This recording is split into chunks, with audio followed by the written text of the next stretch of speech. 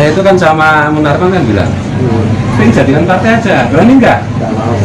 Nah, kalau nggak berani ya nggak usah, karena nahi mungkarnya FPI itu selalu bersentuhan, hampir selalu bersentuhan dengan pemerintah, dan itu aku tahu bener. FPI kan sering dimainkan aja. Karena fungsinya FPI itu sendiri adalah apa-apa dan pemerintah. Mau khilafah macam apa? Khilafah isinya bangsat semua. Khilafah itu yang membasmi Dzurriyyatur Rasul itu kan khilafah. Mau dibikin khilafah lagi, sampai nanti dibahas. Kalau kita mau bersatu itu, ya udah yang pemerintah biar ngurusi pemerintah, yang umat biar ngurusi umat. Ya, saya itu kan sama Munarman kan bilang, pengen jadikan partai aja, berani nggak? Nah, kalau nggak berani ya nggak usah, karena nahi mungkarnya FPI itu selalu bersentuhan, hampir selalu bersentuhan dengan pemerintah, dan itu aku tahu bener. FPI kan sering dimainkan aja. Karena fungsinya FPI itu sendiri adalah apa-apa dan pemerintah. Selama ini organisasi yang betul-betul, maksudnya yang kelihatan untuk nahi mungkar yang gembar-gembor, bahkan istilahnya terutama presiden sama pemerintah, itulah. Nah itulah titik sulitnya bersatu.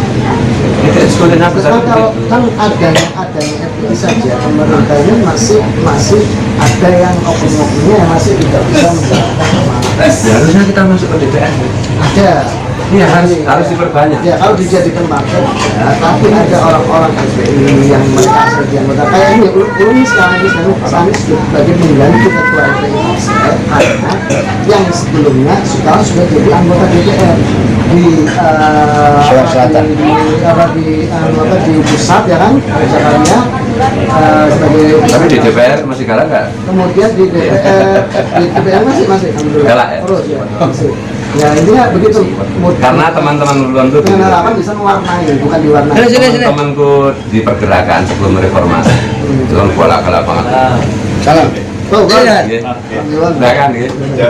Ini cinta dengan ulama. Sini. Sudah jalan, sudah aja. Sudah aja, Pak. Sudah jalan. Sudah jalan. Pak Iwan sini, Pak Iwan. Nah, terus yang manggil? Aku jauh-jauh dari Jogja sampai nggak nuruti permintaan gimana?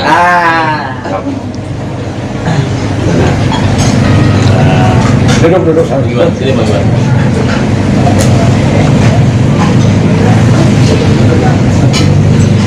Ya, asli sini lah. Asli sini udah nasi banjar.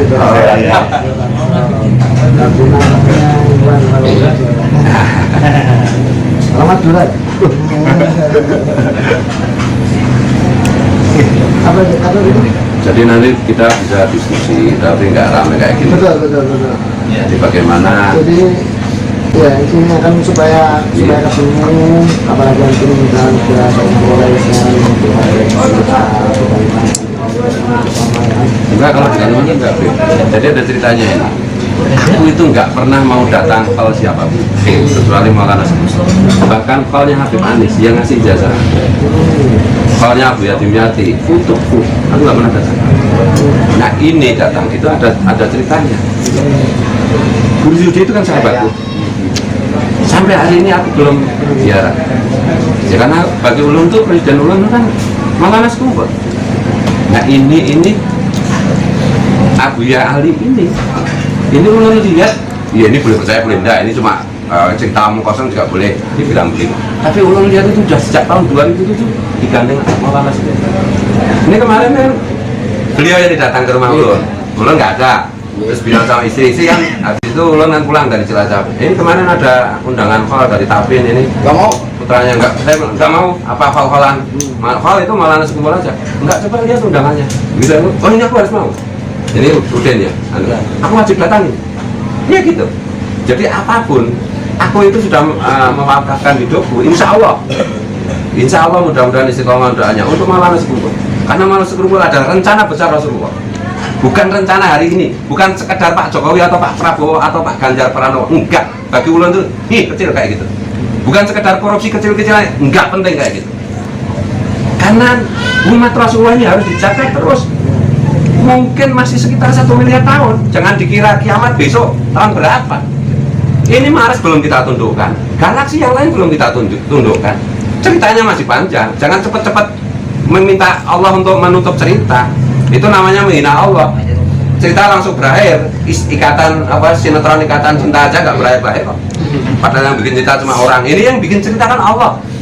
Masih lama kita. Apa yang dimaksud Rasulullah 1500 tahun, 1000 itu kan bilangan tak terhingga.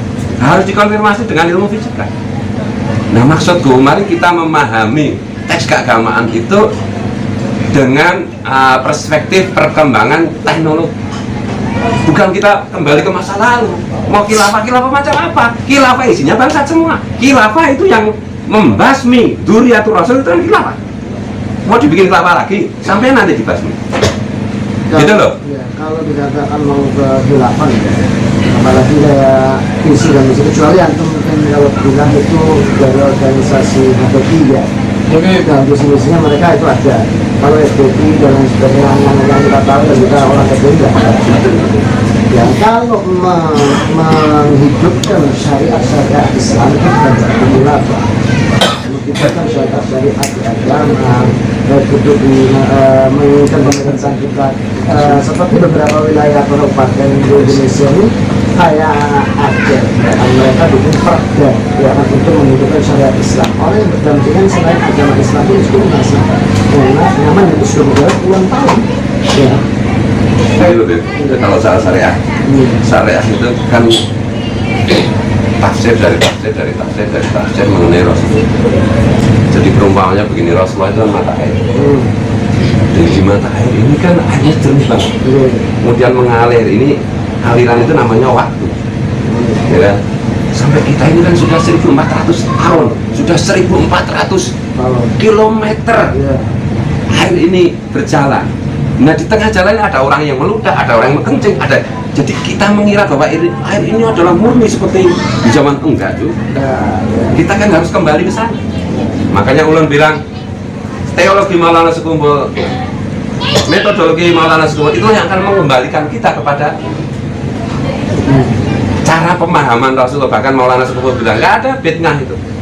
Semua ulama, semua wali itu melakukan sesuatu itu atas perintah Rasulullah. Emang Rasulullah berhenti bekerja? Kan enggak.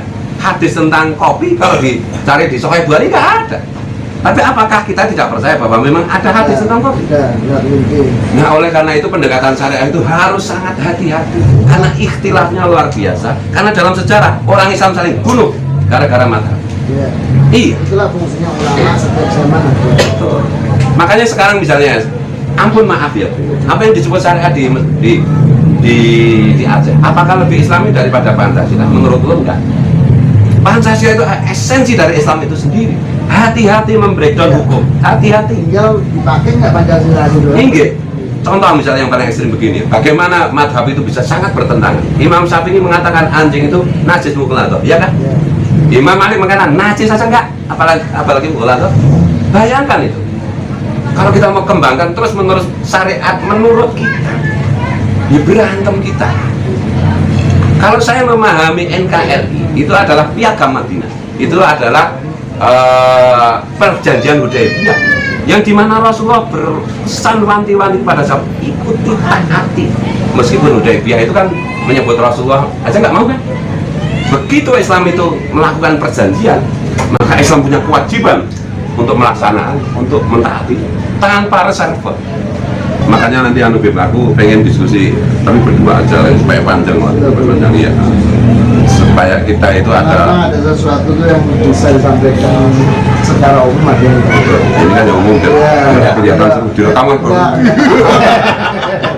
Tapi nanti kalau BP Serat bilang aja, capek bilang. Inggih. Ya Bib ya. Inggih. Habis capek juga udah tuh. Kan malah menjelis. Aku itu belum lihat dia mutabengah Habib Rizik anu gini-gini ya. Iya. Aku udah ngasih contoh ya. Mancing.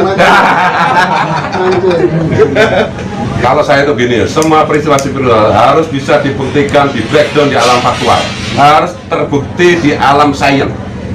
Seperti Ibnu Arabi itu di Futhul Makiyah itu, beliau kan bilang tentang kurang lebih itu tentang dua benda yang bisa dijadikan alat komunikasi untuk ngomong-ngomong tanpa tali, itulah hati. Itu kan bisa di breakdown. Nah sorry ya kadang-kadang itu, aku itu baca kitab pakai itu sorry ya. Ini kok katok banget nggak sesuai dengan teknologi, nggak kayak begini kalau Imam Al-Ghazali. Nggak kayak begini kalau Imam Syafi'i. Contoh misalnya Beb, Rasulullah kan ada bersabda, sampai lah yang ahli hadis. Aku kan udah ngomong, aku nggak pakai hadis-hadisan. Nah, aku konsisten gitu. Rasulullah itu satu ketika bilang, orang sholat itu lagi bercakap-cakap sama Allah, jadi ya jangan bercakap-cakap sendiri. Itu kan asbabul hadisnya itu. Ada sahabat kata, terlambat dan sholat. Yang satu datang, kamu baru datang ya? Gimana kabarnya? Kan dia ngomong sendiri. Ya setelah saya sholat, Rasulullah kan senyum. Kita kalau sholat itu lagi ngomong-ngomong sama Allah, jangan ngomong sendiri. Terus sekarang coba, di dalam fikih menjadi sangat keras kan? Begini nggak boleh, begini nggak boleh, begini nggak boleh. Makanya kalau tuan-tuan guru di sini itu kan dulu berpesan, kalau ke Mekah udah fokus pada cara kita beribadah sendiri, nggak usah lihat, karena bisa bingung juga. Kan Allah Akbar, Imam Malik, Allah Akbar, Imam Syafi'i, Allah Akbar gini, Imam Hanafi, mungkin penggemar burung penguin. Ini humor deh. Dan beliau-beliau kan lagi humor kayak gini nggak pernah marah. Nggak pernah marah. Tanda kita mencintai itu kita dengan enak saling belusuan. Kayak aku sama Bro Dan kalau ketemu kan saling membuli. Cinta sama beliau. Nah kadang-kadang kan ini budaya juga kan. Saya itu bilang Rasulullah itu bukan orang Arab aja, orang pada marah. Nah Rasulullah kan orang Palestina. Kan dari Nabi Ibrahim ya kak. Saya bilang orang, iya kalau semit secara umum iya sih. Dan Siti Hajar itu kan bukan orang Arab juga, wakilah Mesir, wakilah Jawa, wakilah Jawa itu maksudnya Nusantara. Itu dikatakan nggak bisa kalau ngomong semacam itu secara umum ya. Nah, kalau secara materi disampaikan kepada orang tertentu mungkin bisa dengan dijelaskan sejarahnya. Tapi kalau langsung kita utarakan lagi pasti orang akhirnya marah, pasti gitu. Ya laksana nasi lawan jadi itu. Orang saling Kalimenas ala kadri ukulihi. Betul betul. Tapi ketemu nih Beb. Ini kan sebenarnya kita itu sedang tergagap-gagap dengan fenomena teknologi, tergagap-gagap dengan fenomena medsos, dimana ya dulu nggak ada HP kan, ada berita apa sekarang, oh ini Ma'ruf Amin sholatnya pakai rukuk dan sujud, oh ternyata kan hoax juga, iya misalnya kayak gitu. Tapi itu naluri fitrah manusia itu kan belajar dari kesalahan. Pada suatu ketika perdebatan seperti ini, mungkin kita sudah di alam banda. Kita ketemu reuni itu ketawa ketiwi aja. Oh dulu kita rame ya. Nah, gitu. Iya. Karena akan semakin, jangankan Indonesia yang maaf ya, ampun maaf literasinya kan rendah. Indonesia itu literasinya rendah. Santri baca kitabnya berapa? Yang bukan santri baca bukunya berapa? Rendah nol. Amerika yang literasinya tinggi, Jerman yang literasinya tinggi berantem. Pilpres aja kemarin tuh pengikutnya Donald Trump bunuh. Ini kan, apalagi Indonesia. Ini berkat para wali aja Indonesia itu nggak gara-gara amat gitu. Kayak kan si Ahmad sih nggak pernah gerak sih.